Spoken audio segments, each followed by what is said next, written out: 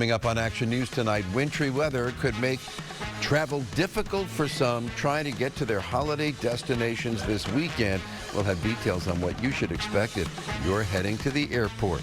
Eagles head coach Nick Sirianni gives a status update on Jalen Hurts and his shoulder. Adam. And it was nice to see the sunshine today. Still a chill in the air, but speaking of a chill, Arctic air now breaking into the northern plains, and this is some serious cold and serious weather will come even prior to this arriving in our area. We'll chat about it all in that full accurate forecast. All in all, it sounds kind of frigid. Thank you, Adam. Those stories and much more when Action News continues tonight.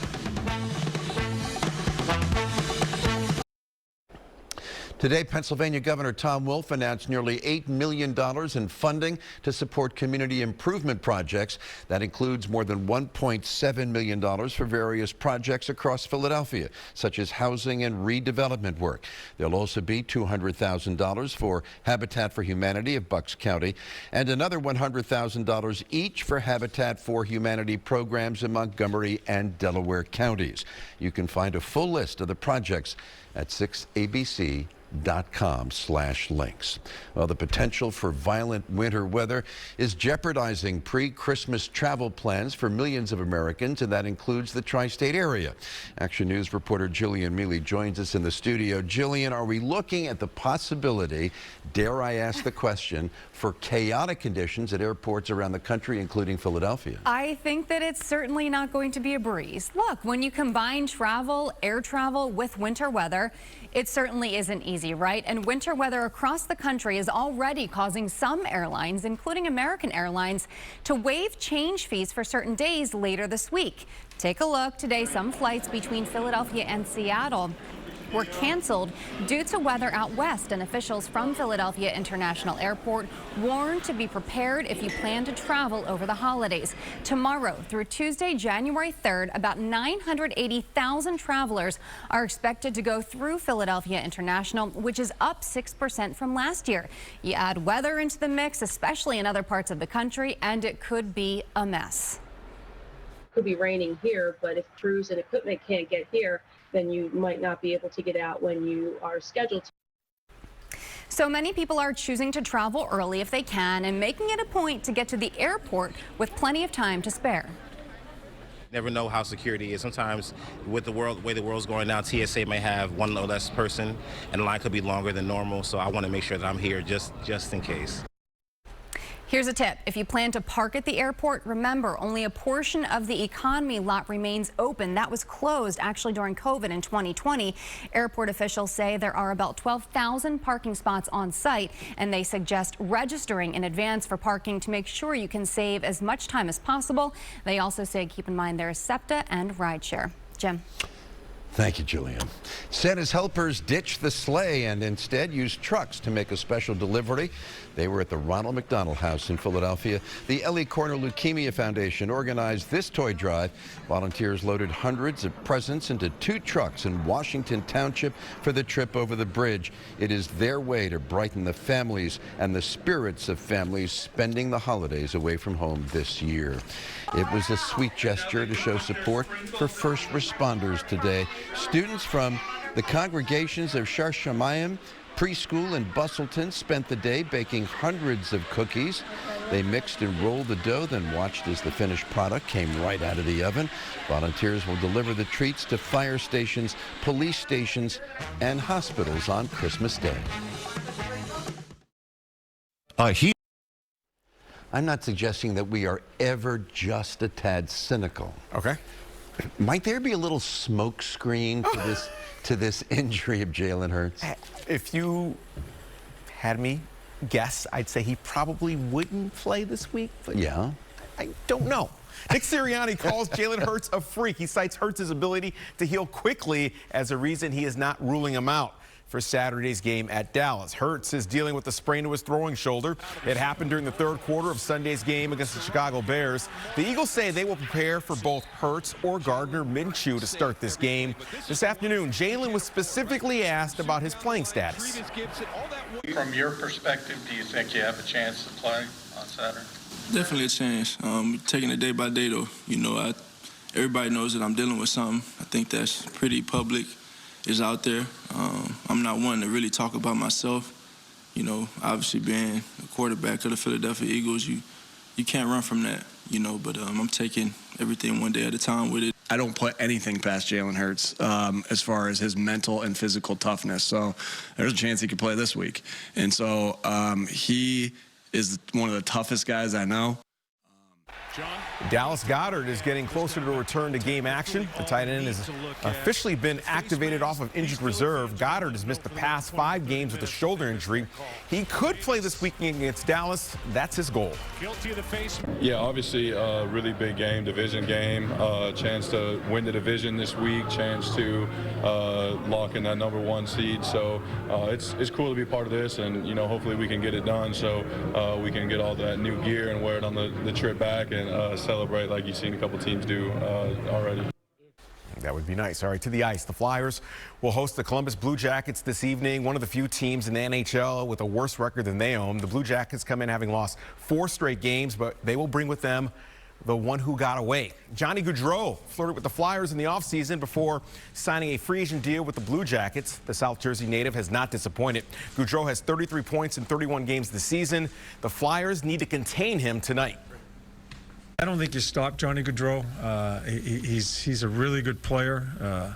I think one of the biggest things with Johnny is not so much him sometimes, it's how he utilizes the other players.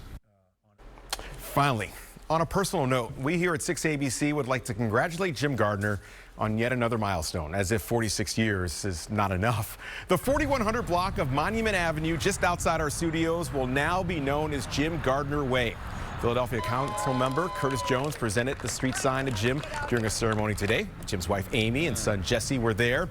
I'm told as part of this, Jim will be responsible for all maintenance on that stretch of road, including but not limited to snow removal, pothole repairs, and repaving.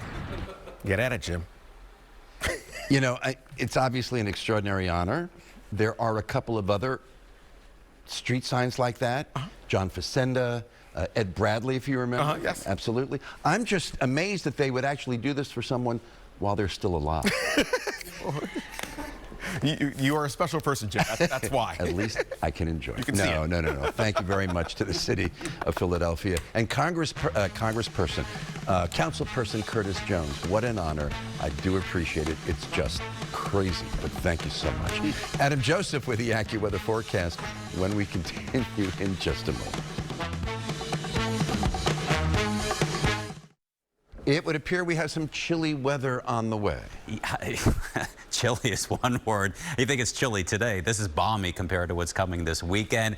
Not stopping the folks there at Dilworth Park. As you see City Hall here, the Rothman Ice Rink. It is a popular place tonight. People enjoying the festivities down in the city.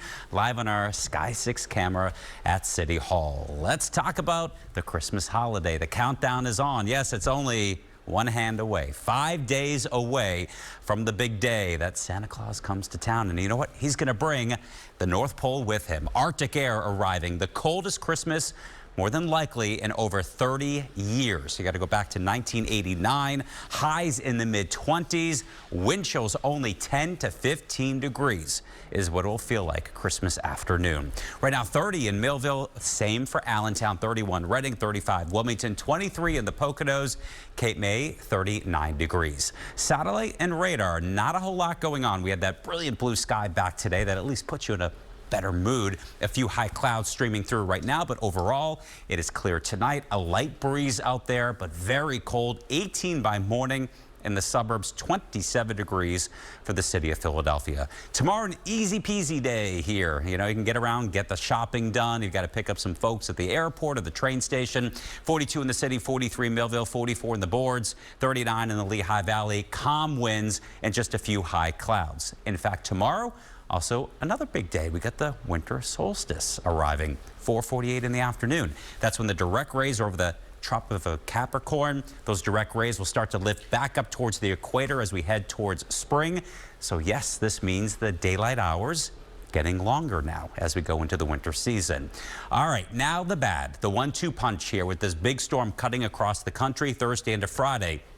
It is rain, it is wind all along the East Coast, and it is blizzard-like conditions for parts of the Plain States, Chicago, up into the Great Lakes. And then on Friday, this beast just wraps up in southern New England, pulls down all that Arctic air as it invades almost the entire country, below zero temperatures, or actually below freezing, I should say, for northern Florida. And for us, there could be more than likely a flash freeze. More on that on Friday. Before it, though, we're talking winds even Thursday night, gusting 50, 60 miles an hour. Friday, as the front comes through, 40 to 50 mile an hour wind gusts. So Thursday into Friday, we're talking about snow issues for Chicago, Minneapolis, Detroit, Cincinnati, St. Louis, and wind. It's rain and wind for Philadelphia, Newark, as well as Boston, Atlanta, and Charlotte. So many of the hubs being affected by it. And then again on Friday, we're going to see temperatures going from the 50s to teens throughout the afternoon hours on the exclusive AccuWeather 7-day. A few high clouds Wednesday. Rain arrives Thursday, 48. Powerful winds Thursday night. Rain ends, and it will end more than likely as a brief period of snow around lunchtime on Friday. Then the temperatures plummet from 50s to 20s in a matter of a few hours, and anything wet can freeze right over. Teens by night. There's that cold weekend, 23 on Christmas Eve, 25 Christmas Day. Both days wind chills single digits to low teens, but at least there's no precipitation. Kwanzaa dry, a little more quieter with the wind, and then 39 by next Tuesday, Jim. Thank you, Adam. Yeah.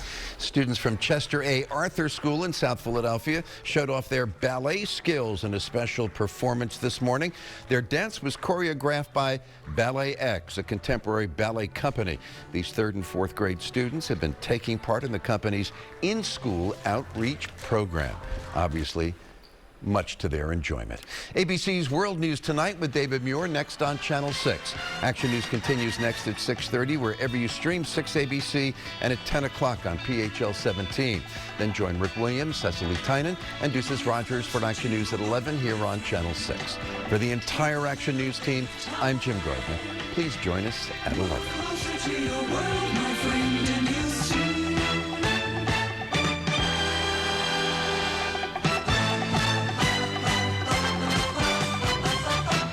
Action News is sponsored by Jefferson Health.